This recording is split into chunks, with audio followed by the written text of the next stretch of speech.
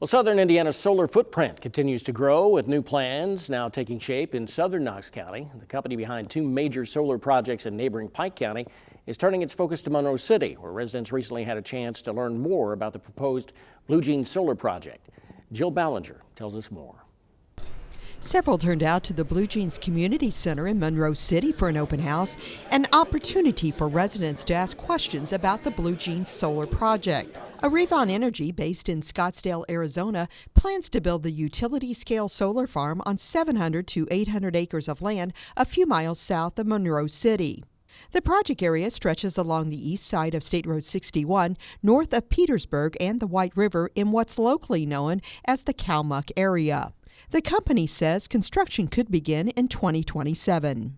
Normally they take about a year to a year and a half to develop, depending on Mother Nature and how much weather wants to cooperate with us.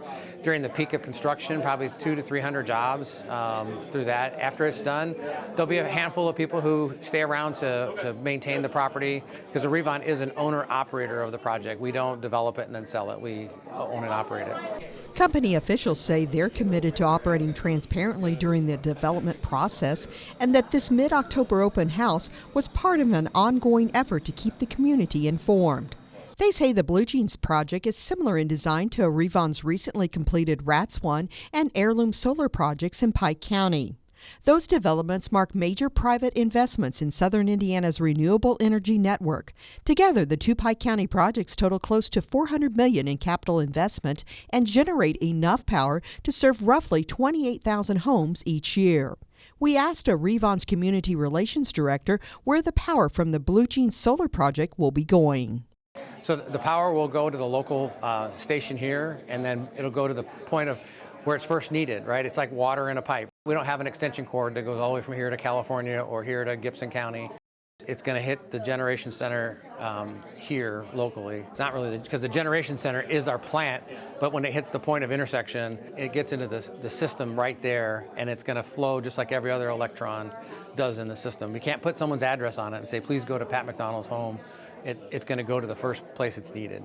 First City Focus spoke with area residents who attended the open house. However, none would appear on camera.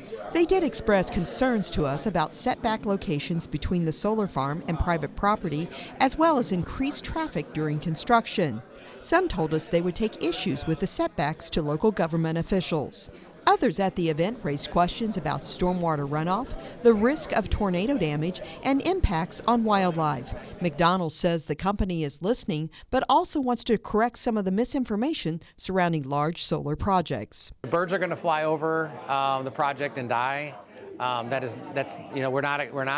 We're absorbing sun rays, but we're not amplifying those sun rays on some other technologies that are out there that are considered solar.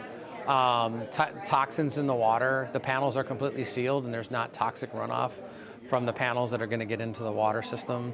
We're not going to create a heat inversion in the area and attract tornadoes. Those things are just scientifically not proven.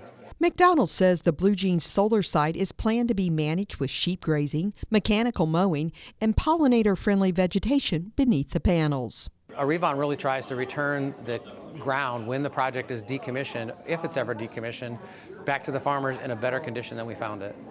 Again, the Blue Jeans Solar Initiative is still in its early development phase. Before any construction begins, Arevon plans to complete environmental reviews and cover crop planting to reduce erosion. The company also intends to host additional community meetings to share updates and construction details once permits are finalized. Officials note that Blue Jeans Solar will be smaller than Arevon's projects in Pike County, but built with similar design standards. McDonald's says the company has felt welcomed by the community and wants to continue being an active and reliable local partner as the project moves forward. More public meetings are expected as permitting continues and construction draws closer. For First City Focus, I'm Jill Ballinger. Those interested in keeping up with the Blue Jeans Solar Project can do so by signing up for emails at bluejeanssolar.com and arevonenergy.com.